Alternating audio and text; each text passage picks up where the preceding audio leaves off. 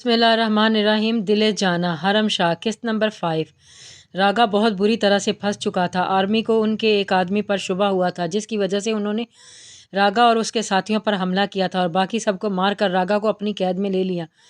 अब तो रागा को कैद में किए गए तकरीबन 3 महीने होने को थे, लेकिन वो इसे छुड़ाने में कामयाब नहीं हुए थे। रागा को बहुत हाई सिक्योरिटी वाली फ़ौजी जेल में रखा गया था, जहाँ से किसी को छुड़ाना लगभग नामुमकिन ही था। वीर, हम क्या कर रहे हैं?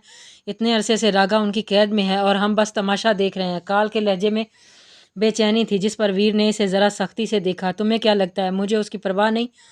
वीर के सवाल पर काल दांत कचकचा कर रह गया। परवाह होती तो क्या यूं हाथ पर हाथ धरे बैठे होते, कुछ करके इसे बचा न लेते? काल ने ज़रा गुस्से से कहा तो वीर के माथे पर बल आए। आइंदा कभी भी मुझसे इस लहजे में बात मत करना, वरना अच्छा नहीं होगा। वीर ने वार्निंग देकर बाकी आदमियों को देखा। रागा को जहाँ रखा गया है वहाँ हमला करके इसे बचाने की कोशिश हमाकत से ज़्यादा कुछ नहीं होगी, और इससे हम खुद भी फंस जाएंगे। वीर की बात पर सब ने साबत में सर हिलाया। तो हम क्या कर रहे हैं वीर? रागा हमारा सरदार है, वैसे भी वो हमारे सब राज जानता है, इसे यूं छोड़ नहीं सकते हम। वीर ने हाल में हाँ में सर हिलाया और फिर गहरी सोच में डूब गया। हमें कुछ करना है, ऐसा करना होगा जिससे फ़ौज के पास इसे छोड़ने के अलावा कोई रास्ता न बचे। वीर की बात पर काल ने हैरत से इसे देखा। दूरअंदेशी से काम लो काल, अगर हम किसी तरह फ़ौज को इतना मजबूर कर दें कि वो खुद रागा को हमारे पास छोड़ जाएं, इससे सांप भी मर जाएगा और लाठी भी नहीं टूटेगी। काल ने कुछ सोचकर हाँ में सर हिलाया। लेकिन ऐसा क्या होगा वीर? एक आदमी के सवाल पर वीर ने कुछ कागजात निकालकर मेज़ पर बिछाया, जो कि किसी जगह का नक्शा था। रागा को रावलपिंडी की जेल में रखा गया है, जहाँ बहुत ख़तरनाक मुजरमों को रखा जाता है और इसके बहुत ज़्यादा हिफाजत की जाती है। वीर की बात पर सब ने साबत में सर हिलाया। हम इस जेल को नहीं तोड़ नहीं सकते, लेकिन कुछ ऐसा है जिससे हमारा काम हो सकता है। वीर ने एक और नक्शा निकालकर मेज़ पर बिछाया। ये रावलपिंडी की एक मशहूर यूनिवर्सिटी है, जहाँ काफ़ी अमीरों के बच्चे पढ़ते हैं। अगर हम इस यूनिवर्सिटी में घुसकर बच्चों को यरगमाल बना लें और इसके बदले रागा की रिहाई का सौदा करें, तो फ़ौज के पास हमारी बात मानने के अलावा कोई चारा नहीं बचेगा। वीर की बात पर काल के माथे पर शिकन आई थी। लेकिन ये काम आसान नहीं है, बल्कि बहुत ख़तरनाक है। ख़तरा मोल लेना पड़ेगा, लेकिन ये फिर भी आसान काम है, क्योंकि फ़ौज ये नहीं सोच रही होगी कि हम यहाँ हमला करेंगे, बल्कि उन्होंने अपनी सारी तवज्जो रागा की जानिब की होगी, ताकि कोई इसे छुड़ा ना ले। काल ने साबत में सर हिलाया। लेकिन हम ये करेंगे कि कैसे? यूनिवर्सिटी पर कब्ज़ा करना आसान काम नहीं है। जानता हूँ, वीर ने संजीदगी से कहा और नक्शे में एक मकाम पर उंगली रखी। यूनिवर्सिटी शहर से हटकर सुनसान जगह पर है। हमें एक सुरंग बनानी होगी जो यूनिवर्सिटी में जाकर खुले, और अंदर से हमला करके किसी को संभलने का मौका नहीं देंगे। बाकी आदमियों ने साबत में सर हिलाया। लेकिन हमारे सुरंग खोदने पर किसी को शक हो गया तो? एक आदमी के सवाल पर वीर ने उसकी जानिब देखा। इसी बात का तुम लोगों को ख्याल रखोगे, खुदाई वाले बनकर इस जगह पर काम करोगे, ताकि सबको ये लगे कि तुम लोग जगह को साफ करके रहने के काबिल बना रहे हो, इससे कुछ ज़्यादा कुछ नहीं। इस आदमी ने हाँ में सर हिलाया तो वीर ने वापस इस नक्शे की जानिब देखा। हम रागा को छुड़ा कर रहेंगे, देखना वो फ़ौजी खुद रागा को हम तक पहुंचाएंगे, और एक बार जब वो रागा को वहां ले आए तो अंदर आए फ़ौजियों पर हमला करके इन्हें चकमा देकर वहां से इसी सुरंग के रास्ते से निकल जाना है। इस सब ने साबत में सर हिलाया। तो ठीक है, इस काम की तैयारियों में लग जाओ, क्योंकि इस प्लान को पूरा करने के लिए हमें बहुत वक्त दरकार है। इतना कहकर वीर वहाँ से चला गया। इस वक्त वो अकेले रहना चाहता था, इस सब के बारे में सोचना चाहता था। रागा के बगैर सारी जिम्मेदारी उसके कंधों पर आ गई थी। अपने आदमियों के लिए वो एक नया सरदार था, लेकिन वीर के लिए रागा का आज़ाद होना ज़रूरी था, क्योंकि वह अपने साथियों को तना नहीं छोड़ते थे। वैसे भी रागा इनका हर राज जानता था, आखिर वो कब तक अपना मुंह बंद रख पाता। वीर गांव से दूर एक सुनसान जगह पर आकर बैठ गया। सर्दी अब ज़ोरों पर थी, जिसकी वजह से वहाँ बर्फ़बारी शुरू हो चुकी थी। आज अपना एक साथी खोने पर इसे फिर से वो दिन याद आ रहा था, जिस दिन इसने अपना सब कुछ खो दिया था। अपने छोटे भाई का खून से लथपथ वजूद, अपनी बहन का कटा गला और उसका तड़पता जिस्म, अपने बाप और माँ की लाशें, वो सब अपनी पुरानी यादें उसके जहन पर सवार हो रही थी। वीर अपनी सोचों में इस कदर मगन था कि इसे इस सर्दी का अंदाज़ा ही नहीं हुआ, जिसमें इतनी देर वो बस एक जैकेट और गर्म चादर के सहारे बैठा रहा। रात होने पर वो अपने कर्ब की इस दुनिया से बाहर निकला और अपने घर की जानिब चल दिया। लेकिन इतनी देर सर्दी में बैठने का असर बुरा हुआ था। घर आकर बिस्तर पर लेटते ही उसका जिस्म बुखार में मुब्तला हो चुका था। लेकिन वीर अपनी हर तकलीफ़ को नज़रअंदाज करता आंखें मूंद गया। बुखार की ये मदहोशी आज इसे सुकून की नींद तो दे रही थी, जो इसे 21 सालों से नसीब नहीं हुई थी। مرجان پریشانی سے اپنے کمرے میں ٹہل رہی تھی۔ ویر گھر آتے ہی کمرے میں جا کر سو چکا تھا۔ اس نے کھانا بھی نہیں کھایا تھا اور یہ بات مرجان کو پریشان کر رہی تھی، لیکن وہ اس کے پیچھے کمرے میں نہیں جا سکتی تھی کیونکہ ویر کو مرجان کا اپنے کمرے میں آنا پسند نہیں تھا۔ لیکن یہ بات مرجان اپنے دل کو کیسے سمجھاتی جو حد سے زیادہ بے چین ہو رہا تھا۔ پتہ نہیں ان کا طبیعت ٹھیک ہے یا نہیں، ایسا کھانا کھائے بغیر تو نہیں سوتا وہ، آج کیا ہو گیا؟ مرجان نے بے چینی سے ٹہلتے ہوئے خود کلامی کی تھی۔ ایک بار جا کر دیکھوں کیا، لیکن اگر ان کو غصہ آ گیا تو؟ ہاں تو بول دوں گی، آپ کو کھانے کا پوچھنا تھا۔ مرجان اپنے سوالوں کا خود ہی جواب دے رہی تھی۔ پھر جب اسے سکون نہ آیا تو دبو پاؤں چلتی ویر کے کمرے میں آ گئی۔ ویر اس کے وقت خود پر کمبل اوڑھے سکون سے سو رہا تھا، لیکن نیند میں بھی اس کا جسم سردی کی شدت سے کانپ رہا تھا۔ مرجان نے گھبراتے ہوئے اپنا ہاتھ اس کے ماتھے پر رکھا تو گھبراہٹ پریشانی میں بدل گئی۔ اس کا ماتھا بخار کی شدت سے تپ رہا تھا۔ آپ کو اتنا زیادہ بخار ہوا ہے بجان؟ میں جا کے لالا کو بتاتا ہوں، وہ طبیب لے کر آئے گا۔ مرجان یہ بات کہہ کر وہاں سے جانے لگی، لیکن ویر نے اس کا ہاتھ اپنی مٹھی میں جکڑ لیا۔ کہیں مت جاؤ، پاس رہو میرے۔ ویر کے حکم پر مرجان کی آنکھیں حیرت سے پھیل گئیں، لیکن وہ اس کا حکم مانتی اس کے سرہانے بیٹھ گئی۔ ویر نے اپنا سر اس کی گود میں رکھا اور مرجان حیرت سے بت بنی اسے دیکھنے لگی، جو اپنا چہرہ اس کے پہلو میں چھپا کر اپنے ہاتھ اس کے گرد لپیٹ چکا تھا۔ بچان، سر دبایا، میرا بہت زیادہ درد ہو رہا ہے۔ ویر کی اس فرمائش پر مرجان نے فوراً اپنے نازک ہاتھ اس کے سر پر رکھے اور نرم ہاتھوں سے اس کا سر دبانے لگی۔ آپ کو بہت زیادہ بخار ہے، مجھے لالا کو بلانے دیں، مرجان نے پریشانی سے کہا، لیکن ویر نے نہ تو کوئی جواب دیا اور نہ ہی اسے گرفت سے آزاد کیا۔ مرجان بے بسی سے اس کا سر دبانے لگی اور ان نرم ہاتھوں کے لمس کا سکون محسوس کرتے ہوئے بے چین ویر کی روح تک کو سکون محسوس ہو رہا تھا، وہ سکون جو وہ بچپن سے کھو چکا تھا۔ میں تنہا ہوں دل جانا، بہت تنہا، یہ تنہائی، یہ درد مجھے ختم کر دے گی۔ ویر خواب کی اسی کیفیت میں آہستہ آہستہ کہہ رہا تھا اور مرجان اپنا سانس روکے اس کی بات سن رہی تھی۔ دیکھنا ایک دن اس کرب سے مر جاؤں گا میں اور تمہیں خبر بھی نہیں ہوگی۔ ویر کی بات پر مرجان نے پریشانی سے دیکھا۔ بچان، بلکہ تمہیں تو اب مجھ سے نفرت ہو جانی چاہیے، اتنا برا ہوں میں تمہارا خیال نہیں رکھتا، بس تم پر غصہ کرتا ہوں۔ میں تو قابل نفرت ہوں نا، تو نفرت کرو مجھ سے دل جانان۔ دو آنسو مرجان کی آنکھوں سے ٹوٹ کر ویر کے گال پر گرے تھے۔ مجھ سے محبت مت کرو دل جانا، یہ ویر اس قابل نہیں، بس سمجھ جاؤ اس بات کو۔ ویر مدہوشی میں اتنا کہہ کر خاموش ہو گیا اور سکون کی نیند سو گیا، جبکہ مرجان ابھی بھی اس کا سر دباتی اس کا چہرہ دیکھ رہی تھی، جو اسے آدھا دکھائی دے رہا تھا، جبکہ باقی آدھا اس نے مرجان کے پہلو میں چھپا رکھا تھا۔ نہیں کر سکتی میں آپ سے نفرت بچان، چاہے تو آپ اس سے بھی زیادہ بے رخی دکھا لو، چاہے تو میری جان لے لو، لیکن نہیں کر پائے گا آپ سے نفرت، یہ میرے بس میں نہیں ہے۔ مرجان نے اس کا چہرہ سہلاتے ہوئے سرگوشی کی، بالکل جیسے آپ سے محبت کرنا میرے بس میں نہیں تھا۔ مرجان نے انگلی سے اس کی بند پلکوں کو چھوا اور مسکرا دیا۔ سکون کی نیند میں کس قدر حسین لگ رہا تھا یہ کوئی مرجان سے پوچھتا۔ گندمی رنگت پر کندھوں تک آتے بال اور لمبی داڑھی، اس سب پر وہ تیکھے نقوش اور ستون ناک اسے کس قدر دلکش بناتے تھے۔ جب وہ جاگ رہا ہوتا تو اس کی آنکھوں سے بھری آنکھوں میں دیکھتا کتنا مشکل کام ہوتا، لیکن ابھی تو مرجان پورے حق سے اسے نہار رہی تھی۔ زمان بچان میرے بادشاہ، مرجان نے بہت حق سے کہا۔ ان کی شادی کو 1 سال ہو چکا تھا، لیکن آج پہلی بار ویر نے اسے اتنا اپنے قریب آنے کی اجازت دی تھی۔ اس کی داڑھی سے ہوتے ہوئے مرجان نے مسکرا کر اس کی مونچھوں کو چھوا، جن کی میٹھی چبھن سے اس کی انگلیاں سنسنائی تھیں۔ مرجان کے سرکتے ہاتھ نے اس کی انابی لبوں کو چھوا تو مرجان کا دل بہت زور سے دھڑکا اور وہ فوراً اپنا ہاتھ واپس کھینچ گئی۔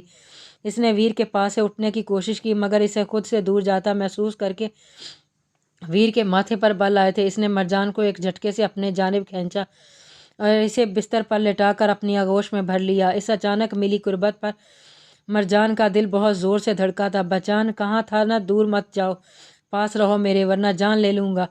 ویر نے اس کی گردن میں چہرہ چھپا کر سرگوشی کی تو مرجان اس کی باہوں میں بت بن گئی۔ اس کو قریب محسوس کرتے ویر نے سکون کا سانس لیا اور پھر سے گہری نیند میں ڈوب گیا، جبکہ مرجان کتنی ہی دیر اس کی باہوں میں جاگتے ہوئے اس کے بال سہلا کر اسے سکون دیتی رہی۔ یہ شخص اس کی محبت تھا اور مرجان اس کے سکون کے لیے کچھ بھی کر سکتی تھی، خود کو قربان بھی کر سکتی تھی۔ تو یہ سب کیا تھا؟ آنکھیں کھلی تو میں دیکھوں تجھے، صرف یہی فرمائش ہے، پہلی تو مجھ کو یاد نہیں، تو میری آخری خواہش ہے۔ سہ لوں میں اب تیری کمی، مجھ سے یہ ہوگا نہیں، تم ایسے مجھ میں شامل ہو، تم جان میری، تم ہی دل ہو۔ شاید میں بھلا دوں خود کو بھی، پر تم کو بھول نہ پاؤں گی، میں پھر بھی تم کو چاہوں گی، اس چاہت میں مر جاؤں گی، میں پھر بھی تم کو چاہوں گی۔ صبح کی روشنی پر مرجان کی آنکھیں کھلی تو وہ جلدی سے اٹھ بیٹھی۔ رات دیر سے سونے کی وجہ سے شاید اسے اٹھنے میں دیر ہو گئی تھی، اور ابھی وہ تنہا تھی۔ گزری رات یاد کر کے مرجان کے ہونٹوں پر شرمیلی سی مسکراہٹ آئی۔ کل اس کے سنسان زندگی میں ایک بہار آئی تھی، ایک امید آئی تھی کہ اس کا شوہر کا دل مکمل طور پر مردہ نہیں تھا، بلکہ اس کے دل میں بھی مرجان کے لیے احساسات تھے، مگر وہ انہیں مرجان سے چھپا کر رکھتا تھا۔ دل جانان ویر کے الفاظ یاد کر کے مرجان کے ہونٹوں پر شرمیلی مسکراہٹ آئی۔ وہ بستر سے اٹھی۔ فریش ہونے کے بعد اسے ویر کا خیال آیا، جو شاید گھر سے جا چکا تھا۔ بچان تو طبیعت بھی خراب تھا اور وہ کھانا بھی نہیں کھا کر گیا۔ مرجان نے پریشانی سے سوچا، پھر اس کے لیے کچھ ہلکا پھلکا بنانے کا ارادہ کرتی باورچی خانے میں گئی۔ ویر کے لیے دلیا بنا کر اس نے ایک بول میں ڈالا اور چادر لے کر اپنے گھر کی جانب چل دی۔ اس کا ارادہ تھا کہ وہ یہ کھانا دلاور کو دے تاکہ وہ ویر کو دے آئے۔ مرجان نے گھر پہنچ کر دروازہ کھٹکھٹایا تو دروازہ گل نے کھولا اور گھبرا کر یہاں وہاں دیکھنے لگی۔ باجی آپ آئی ہو، گل نے سکھ کا سانس لے کر کہا۔ اس کے اندر آنے کے لیے دروازہ کھول دیا۔ اتنا ڈرا ہوا کیوں ہے تم گل؟ مرجان نے اپنی بہن کا گال نرمی سے چھو کر پوچھا۔ وہ کچھ نہیں، بس مجھے لگا کوئی اور ہے۔ تم بتاؤ کوئی کام تھا کیا؟ گل نے اپنی پریشانی پسے پشت ڈال کر پوچھا۔ ہاں، وہ دلاور لالا کہاں ہیں؟ لالا تو سو رہے ہیں، موسم بدل رہا ہے نا، صبح سے ان کا طبیعت ٹھیک نہیں۔ تم بتاؤ کوئی کام تھا کیا؟ گل کی بات پر مرجان نے پریشانی سے اپنے ہاتھ میں موجود ڈبے کو دیکھا۔ کچھ نہیں، تم انہیں تنگ نہ کرو، چھوٹا سا کام ہے، میں دیکھ لوں گی۔ اتنا کہہ کر مرجان نے اپنی چادر درست کی اور واپس باہر کی جانب چل دی۔ اماں کو سلام کہنا۔ اتنا کہہ کر مرجان گھر سے باہر نکل آئی اور پریشانی سے وادی کی ایک جانب دیکھا جہاں ان کے قبیلے کے مردوں کا ڈیرا تھا۔ عورتوں کو وہاں جانے کی اجازت نہیں تھی، اس لیے مرجان نے دلاور کو بھیجنے کا سوچا تھا۔ مرجان نے سوچا کہ گھر واپس چلی جائے، لیکن پھر اسے اپنے شوہر کے بھوکے ہونے کا خیال آیا تو ہمت کرتی اس ڈیرے کی جانب چل دی۔ وہ جانتی تھی اسے وہاں دیکھ کر ویر غصہ کرے گا، لیکن اس کی صحت کے لیے وہ اتنا تو کر ہی سکتی تھی۔ مرجان آہستہ آہستہ چلتی ڈیرے کے پاس پہنچی تو اسے دور ہی سے ویر نظر آیا، جو باقی آدمی کو کچھ بتا رہا تھا۔ مرجان نے آگے بڑھنا چاہا، لیکن تبھی ایک آدمی ویر کے پاس آیا اور اس کے کان میں کچھ کہا۔ تم چلو، میں آتا ہوں۔ ویر نے اس آدمی کو حکم دیا تو وہ وہاں سے چلا گیا۔ ویر باقی آدمیوں کو بعد میں بات کرنے کا کہہ کر اس آدمی کے پیچھے چلا گیا۔ مرجان اس کے پیچھے چل پڑی۔ وہ قبیلے کی آبادی سے دور ایک سنسان جگہ پر جا رہے تھے جو گھنے درختوں سے بھری تھی اور وہاں کوئی نہیں جاتا تھا۔ ویر وہاں پہنچ کر چند آدمیوں کے پاس کھڑا ہو گیا تو مرجان جو اس کے پیچھے آ رہی تھی ایک درخت کے پیچھے کھڑے ہو کر اسے دیکھنے لگی۔ یہ ہمارے قبیلے کی حدود میں گھس آیا ویر، اور پھر ہمارے ہتھیار دیکھ کر ڈر کر بھاگ گیا۔ ہمارے آدمی نے اس کا پیچھا کیا تو پولیس اسٹیشن کے باہر ملا یہ انہیں۔ کال جو وہاں پہلے سے موجود تھا، اس نے ایک آدمی کی جانب اشارہ کرتے ہوئے کہا، جو کہ ویر کے سامنے گھٹنوں پر بیٹھا رو رہا تھا۔ نہیں، مجھے کچھ نہیں پتا۔ میں تو ویر اس آدمی کے پاس گیا اور اس کا چہرہ بالوں سے پکڑ کر اونچا کیا۔ کیا بتانے والا تھا تو؟ پولیس والوں کو یہ کہ ہم یہاں کیا کر رہے ہیں، کہ یہ اس قبیلے میں دہشت گرد بستے ہیں۔ ویر کی بات پر اس آدمی کی آنکھیں حیرت سے پھیل گئیں۔ نہیں، مجھے معاف کر دو، مجھے نہیں پتا تھا، میں کسی کو کچھ نہیں بتاؤں گا، اس آدمی نے گڑگڑاتے ہوئے کہا۔ فکر مت کر، کسی کو کچھ بتانے کے قابل بھی نہیں رہے گا تو۔ اتنا کہہ کر ویر نے کال کے ہاتھ سے بندوق پکڑی اور اب اسے اس آدمی کے ماتھے پر رکھ دیا۔ گولی کی ایک آواز سنسان جگہ پر گونجی اور وہ آدمی بے جان ہو کر زمین پر گرا اور سر سے خون پانی کی طرح بہہ رہا تھا۔ یہ دیکھ کر مرجان کے ہاتھ سے کھانے کا ڈبہ چھوٹ کر زمین پر گرا اور اس کی آہٹ پر سب آدمیوں نے پلٹ کر مرجان کو دیکھا، جو بے یقینی سے ویر کو دیکھ رہی تھی۔ مرجان کو وہاں دیکھ کر ویر کے ماتھے پر شکن آئی اور غصے سے اس کے پاس آیا۔ تم یہاں کیا کر رہی ہو؟ ویر نے گھبرا کر پوچھا، لیکن مرجان نے کوئی جواب نہیں دیا۔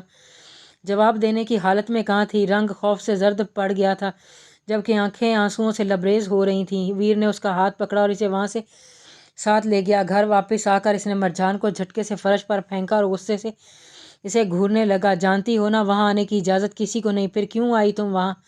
ویر نے پوچھا، لیکن مرجان بس سانس روکے پرخوف نگاہوں سے اسے دیکھ رہی تھی۔ اپنے شوہر کا جو روپ آج اس نے دیکھا تھا وہ مرجان کو آدھا ختم کر گیا تھا۔ اگر آج کے بعد تم اس طرف آئیں تو ٹانگیں توڑ دوں گا تمہاری۔ ویر اسے دھمکی دیتا وہاں سے جانے لگا۔ کیا ہوا ہے آپ کو؟ کیا ہوا آپ؟ مرجان کی آواز پر ویر نے مڑ کر اسے دیکھا۔ آپ نے اسے مار دیا، کیوں؟ مرجان نے روتے ہوئے پوچھا۔ اس کا نازک وجود خوف سے لرز رہا تھا۔ کیونکہ یہی میری پہچان ہے۔ مبارک ہو مرجان، تمہارا شوہر ایک درندہ ہے، ایک دہشت گرد۔ مرجان نے بے یقینی سے ویر کو دیکھا جو کتنی بے شرمی سے اس بات کا اعتراف کر رہا تھا۔ شاید اب تمہارے دماغ سے محبت کا بھوت اتر جائے گا، شاید اب مجھ سے نفرت کرنا آسان ہو جائے گا۔ مرجان اس کی بات پر سسک کر رونے لگی تھی۔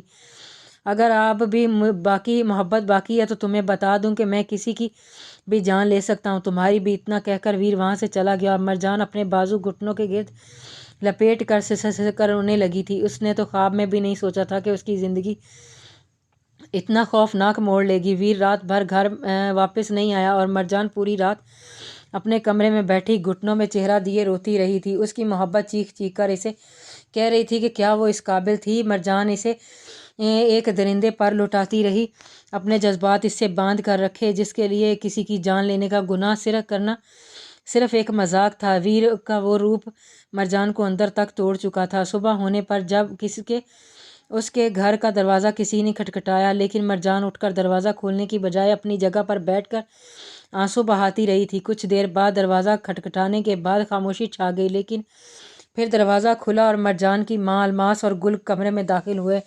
الماس نے جب بیٹی کو روتے دیکھا تو پریشان ہو کر اس کے پاس گئی۔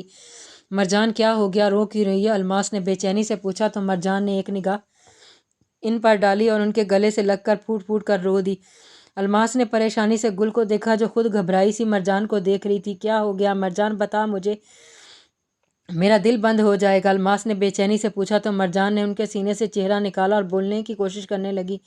اماں وہ بچان۔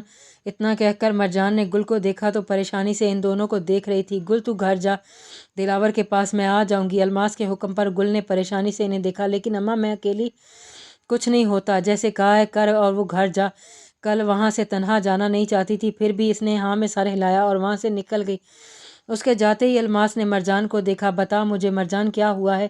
الماس کے پوچھنے پر مرجان نے ان کی جانب دیکھا اور انہیں ہر بات بتا دی، لیکن ساری بات جان کر الماس کے چہرے پر کوئی تاثر نہیں آیا تھا۔ ماں تم چپ کیوں ہو؟ وہ بچان نے کسی کا جان لے لیا اور تم چپ ہو؟ الماس نے اس بات پر مردہ آنکھوں سے اپنی بیٹی کو دیکھا۔ کیونکہ چپ رہنا ہی ہمارا مقدر ہے مرجان، چپ رہنا ہی ہماری بھلائی ہے۔ مرجان نے حیرت سے اپنی ماں کی جانب دیکھا۔ صرف تمہارا شوہر ہی نہیں مرجان، اس قبیلے کا ہر مرد ایک درندہ، ہم چاہیں یا نہ چاہیں ہمیں اپنی زندگی انہی کے ساتھ گزارنی ہے۔ الماس کے لہجے میں موجود بے بسی پر مرجان سسک کر رونے لگی تھی۔ لیکن مجھ سے برداشت نہیں ہو رہا اماں، وہ شخص جسے میں نے اتنا چاہا، جسے دل میں اتنا اونچا مقام دیا، وہ اس قدر گرا ہوا نکلا، مجھ سے یہ برداشت نہیں ہو رہا۔ مرجان نے گھٹنوں میں چہرہ دے کر روتے ہوئے کہا، اسے اتنا گرا ہوا بنانے والا بھی تمہارا ہی باپ تھا مرجان؟ الماس کی بات پر مرجان کی آنکھیں حیرت سے پھٹ گئیں۔ عبداللہ تو یہاں ایک 11 سال کا بچہ آیا تھا، ایسا بچہ جس پر ظلم کے پہاڑ توڑ دیے گئے تھے، اور تمہارے بابا نے اس کے غم کا فائدہ اٹھا کر اسے اپنا جیسا درندہ بنا دیا، اس کے دل و دماغ سے صحیح اور غلط کی پہچان مٹا دی۔ مرجان بس حیرت سے اپنی ماں کو دیکھتی جا رہی تھی کہ کیا ہوا تھا اماں؟ مرجان کے سوال پر الماس نے گہرا سانس لیا اور اسے ہر بات بتا دی۔ کیسے کچھ لوگوں نے عبداللہ کے گھر میں گھس کر اس کی آنکھوں کے سامنے اس کے ماں باپ، بہن بھائیوں کو مار ڈالا، کیسے اس کا گلا کاٹ دیا اور کیسے وہ موت سے بچ کر یہاں آ گیا۔ سب سچ جان کر مرجان کو لگنے لگا کہ اس کا دل کرب سے پھٹ جائے گا۔ اتنا ظلم سہنے کے بعد وہ زندہ کیسے تھا؟ مرجان یہ سوچ بھی نہیں سکتی تھی۔ اگر وہ درندہ بنا مرجان تو صرف تمہارے باپ کی وجہ سے، جس نے اس کے معصوم ذہن میں زہر گھولا۔ اگر کسی کا قصور ہے تو صرف ایسے لوگوں کا جو معصوم دلوں میں نفرت ڈال کر انہیں گمراہ کرتے ہیں۔ اور جانتی ہو افسوس کی بات کیا ہے؟